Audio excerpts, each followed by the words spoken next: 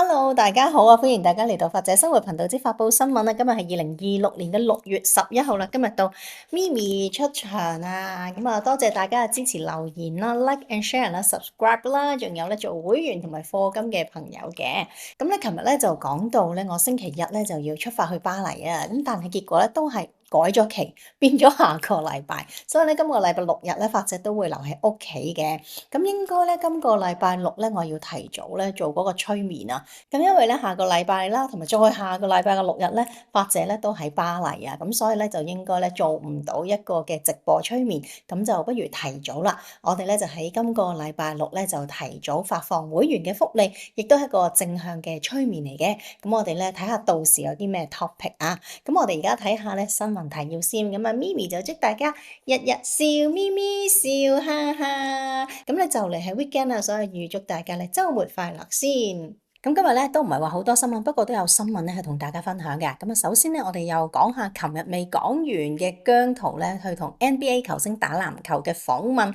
仲有佢嘅隊友訪問啦。接住咧亦都講下鼎爺嘅近況啦。咁娛樂圈咧，我想分享嘅消息就係兩單嘅啫。之後咧就要講一單我今日最重要想分享嘅一單倫常嘅慘劇，就係大家應該都好關心噶啦，就係太古城母女同日先後墮樓亡。接住咧就講下外國嘅新聞啊，就係咧聖家堂正式封頂啊！呢一間教堂係起咗咧100幾年噶啦，我咧係有幸去過嘅，但係起完之後咧我係未去過嘅。咁接住咧就有兩單嘅動物新聞，咁我哋即刻發佈新聞。首先咧講下娛樂圈嘅兩單新聞啊 ，Mirror 孖字母哥兄弟打完波想退出球壇，姜濤率大表燈唱生日歌爆笑賀 Ian 生日，遭阿哥投訴撞傷手指要做嘉賓補數。姜濤、Ian、Eden 同埋 Stanley 咧就現身 Antito Couple Brothers Hong Kong Tour 嘅活動，同綽號字母哥嘅 NBA 球星以及咧兄弟大玩射波嘅遊戲。四子見到 NBA 球星咧超級興奮，笑言咧見到四位高人咧要考慮退出球壇啦。當姜濤咧得悉 Eden 咧吹字母哥兄弟耳仔嘅時候咧，仲爆笑反問你吹到咩？適逢咧 Ian 咧就係正日生日，雖然壽星仔表明咧生日願望係唔想再聽生日歌，但係三位百厭嘅兄弟咧唱完又唱，仲要嗌埋全場嘅工作人員齊齊高歌，真係咧大家都笑到碌地啊！講到姜濤同埋 Ian 咧即將開 show， 會唔會咧分外錫身呢？ Eden 咧就踢爆唔覺姜濤有就住啊 ，Ian 咧仲大爆姜濤整親自己手指啊，即刻咧就撒嬌展示傷勢。雖然咧就獲姜濤呵返啦，但係咧佢都勸姜濤咧要錫身啲嘅。佢話我仲要彈琴、彈吉他、右手揸咪，但我相信會迎刃而解，會提供到好好睇嘅 show 俾大家睇。呢啲少少挫折係冇問題嘅。咁唔知道咧姜濤會唔會咧做翻佢嘅嘉賓當補數咧？不過咧歌與底嘅對答咧就好有默契啦。此外咧，姜濤都有劇透澳門 show 嘅新花臣嘅 Stanley 咧就嗲爆要求姜濤包直升機請大家去睇 show 啊！總之咧佢哋嗰啲咧自由嘅對答訪問咧，大家都睇得好開心啊！咁跟住落嚟咧就要講下李家鼎嘅近況啦。李家鼎否認前女友管佢嘅財產，精神回勇，胃口大開。80歲咧係唔抗拒再拍拖嘅。81歲嘅李家鼎鼎爺咧，曾經因為健康問題咧係暴瘦20幾磅，但係喺個仔嘅李榮豪同埋新抱嘅陪伴底下咧，狀況明顯咧係回勇嘅。李榮豪咧最新嘅 YouTube 影片咧就記錄兩父子對九龍城嗰度探店，鼎爺大讚豬肺湯同埋燒鵝，全程咧都精神飽滿嘅，中氣十足，大講咧燒鵝同埋叉燒嘅心得，更加憑住驚人嘅記憶咧係講述九龍城舊日冰室嘅歷史以及茶檔嘅術語。早前咧就盛傳佢嘅前女友 Viva 咧就代佢管理財產嘅，鼎爺接受訪問嘅時候咧就澄清相關嘅報道係失實嘅，強調對方從來冇涉及佢嘅財務，又否認咧豪仔兩公婆咧向佢索取150萬元。佢透露目前嘅財政同埋日常事務咧都交咗俾李榮豪夫婦咧協助處理，但係自己仍然係清楚掌握每一筆嘅開支嘅。講到感情生活咧，鼎爺就笑言唔抗拒新戀情，但係暫時未遇到合適嘅對象。佢話80歲人有咩抗拒？不過我怕醜，又習慣自己照顧自己。但係呢度我就想講啦，阿鼎爺，而家咧你好似越嚟越好啦，咁大家又見到你個品牌咧，亦都好有價值啊，咁所以咧，雖然你嘅財政大權咧都暫時咧俾個細仔保管，但係咧都可能咧會有一啲咧立心不良嘅女性咧會向你咧係飛禽大咬㗎，所以千祈要記得可白呢件事啊嚇。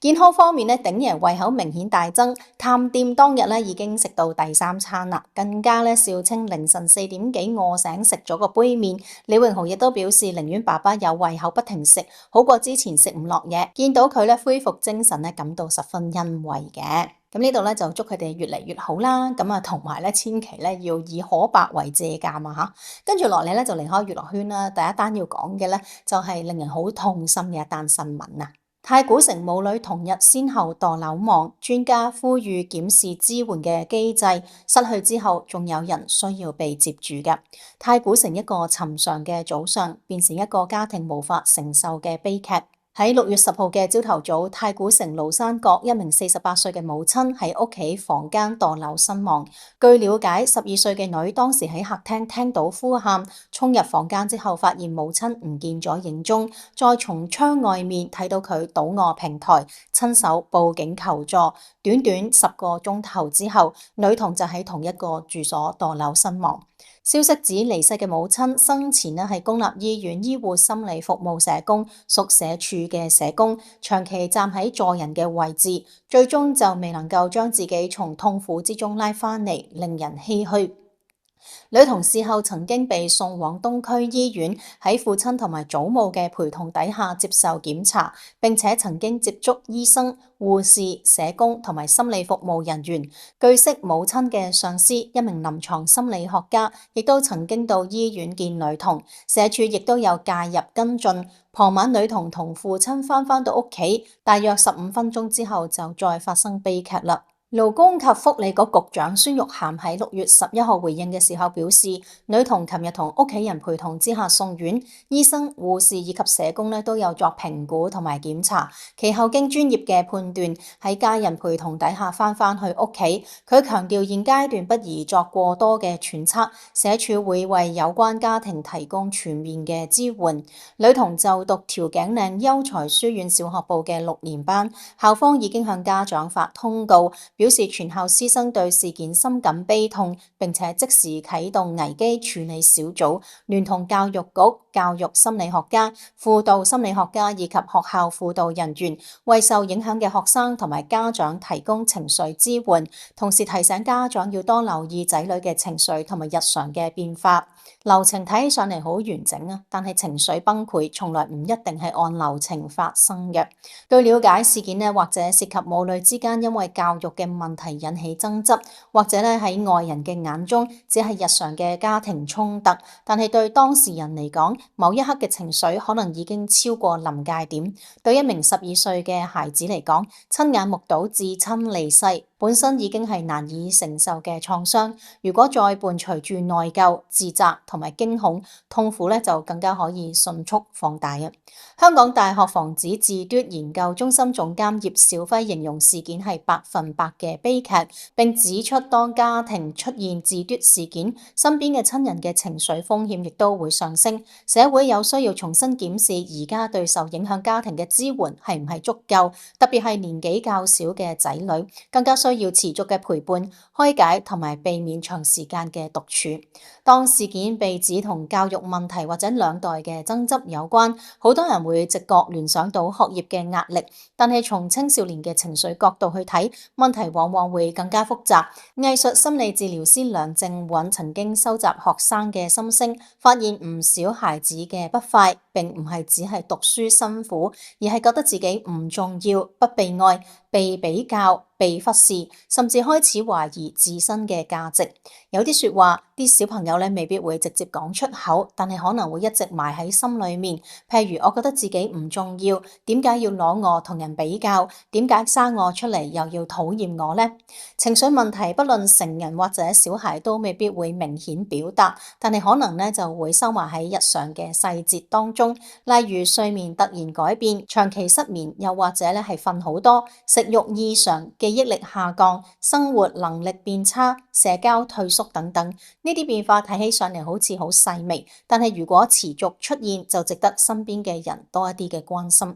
大人呢，同樣需要出口㗎。梁靜允提醒，簡單例如每日花5至10分鐘寫日記、冥想，令到自己能夠整理情緒，已經係低成本但係有效嘅方法。冥想並唔係要求自己唔好諗，而係令到情緒有流動嘅空間，唔好再一直嘅積壓。有人講可以傾下，聽起上嚟都好簡單，但係對好多正喺痛苦之中嘅人嚟講，揾人傾下已經係一個最難踏出嘅第一步。廬山閣平台之外，有街坊獻花悼念，有留言咁樣寫：願來生再沒痛苦，過着開心安穩嘅生活。活着嘅人要堅強保重。呢一句祝願就好似一個遲來嘅擁抱。喺失去之後，仲有人係需要被接住嘅。有時候陪伴比答案係更加重要。求助從來都唔係示弱，而係一種選擇活落去嘅方式。只要活着，生命咧仍然有可能比我哋想象之中更加美好。如果呢一場嘅悲劇能夠讓更多嘅人開始真正傾聽、理解同埋陪伴，或者仲有一啲未發生嘅事件能夠改寫結局嘅。咁呢度咧，亦都有好多留言啦，都係希望個爸爸要撐住，因為始終佢失去咗另外一半，仲有自己咧咁細個嘅女。咁當然仍然好多人咧都會覺得政府都係跑個流程嘅啫，有冇真係去幫嗰個小朋友去了解佢嘅內心嘅痛苦呢？另外咧，亦都有留言咁話，社工要幫人，當社工難受嘅時候，又有邊個可以幫佢哋呢？朝頭早睇新聞見到係個女報警，嗰刻覺得佢一定好痛苦。咁呢個係100%嘅悲劇啦，希望逝者得以安息，在生者係要堅強。咁而其他嘅家庭咧，都希望有一個好好嘅親子關係。如果而家咧覺得係有問題嘅時候，都係要揾有關嘅專業方面咧去幫下手啊。接住落嚟咧，我哋就睇下咧其他嘅新聞啦。橫跨144年嘅神話，聖家堂主塔峰頂燈全球最高，佢真正完成咧仍然需要8年㗎。起足144年嘅西班牙巴塞隆拿舉世聞名嘅地標聖家堂，佢嘅核心主塔耶穌基督塔咧，近日正式完成頂部十字架封頂。天主教教宗良14世更加喺6月10號親臨現場，為佢主持祝聖嘅彌撒。呢一座由1882年動工嘅偉大建築，係全球唯一未完工、已經獲列入世界文化遺產嘅教堂。如今主塔係高達172.5米，已經正式超越德國烏爾姆大教堂，加冕成為全球最高嘅教堂。適逢今年係傳奇建築師高第逝世100週年，教堂基金會特意以落成典禮嘅規格慶祝。不過今次嘅封頂只係屬結構性嘅交吉啫，內部仍然都係屬清水房嘅階段，象徵正門嘅南側榮耀立面以及大量複製嘅雕塑仍然喺度施工當中。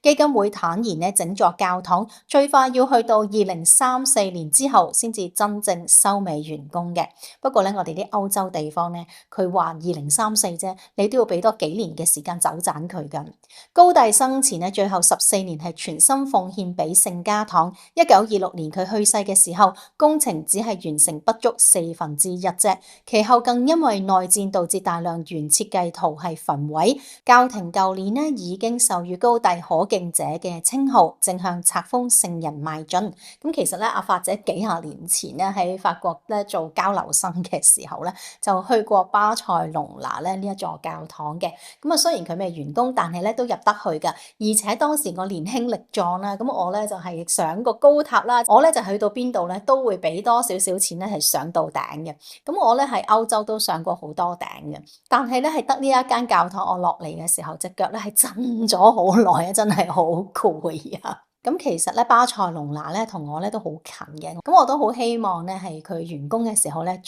一次啊！跟住落嚟就講下2單嘅動物新聞啊！第一單就係猩猩老公都覺得女人好難搞啊！日本名古屋東山動物園人氣大猩猩清正近日再度成為網民嘅焦點。網上流傳一段影片，見到清正疑似同佢嘅雌性同伴發生爭執之後獨自坐喺動物園嘅一處角落嗰度，托住個下巴望向遠方，神情就似足好有心事。畫面喺社交平台台咧係迅速爆紅嘅。不過如果咧佢唔係動物園入邊咧就更加好啦，佢而家咧就留咗喺動物園入邊啊，就係冇乜自由嚇。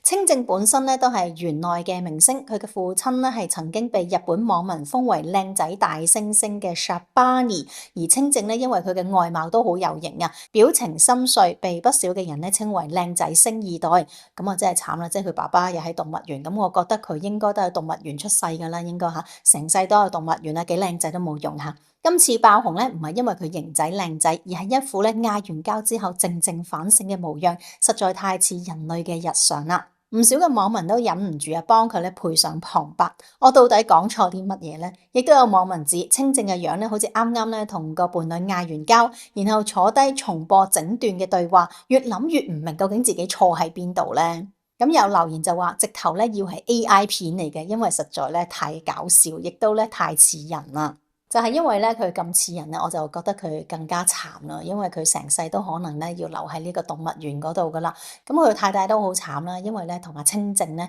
如果有嗌交嘅話咧，只能夠趕佢出去，之後都係要咧生活喺同一個屋檐底下。咁就算係動物園嘅新聞咧，我都好希望咧以後就冇動物園啦嚇。跟住落嚟咧就講下狗狗啊救人嘅新聞啦。美國一名女子咧近日分享搭飛機嘅時候嘅奇特經歷，話自己咧喺機上邊俾鄰座嘅醫療輔助犬不斷咁樣提醒佢，起初只係覺得啊咩事啊好困惑啦，冇諗過咧幾個月之後接受身體檢查嘅時候，竟然發現自己有輕微嘅心律不正常。事件咧就喺網上引起熱議啊。事主 Katie 就咁樣講，當時咧佢淨係乘搭飛機，鄰座嘅乘客係一名帶同醫療輔助犬上機嘅女士。飛行期間呢隻小狗突然多次用前爪去觸碰佢，又發出低鳴嘅聲音，反應咧似乎係相當唔尋常嘅。由於狗仔一直咧作出類似醫療警告嘅動作，佢嘅主人亦都顯得有啲唔係幾好意思啊。隨即就向 Katie 解釋話：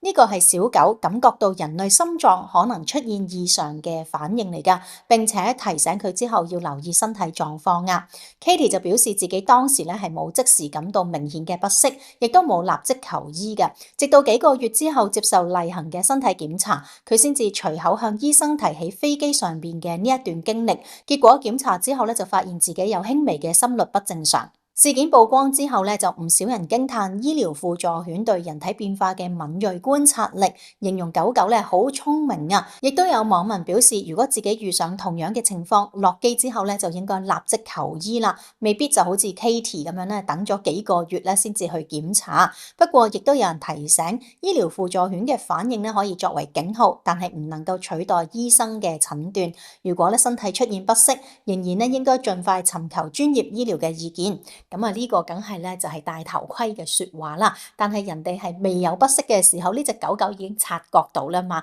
所以係個警號嚟嘅。咁今日嘅發布新聞咧就短咗少少，但係咧我都唔想空窗期，其他嗰啲 topic 咧我又想錄咗之後咧就喺我去旅行嘅時候播俾大家睇。咁所以咧今日咧短短地啦，但係都想同大家見下面，見下啲狗仔咁樣啦。咁咧就祝大家日日笑咪咪笑哈哈，有個愉快嘅週五同埋週六日啦。咁我哋下次再見，拜拜。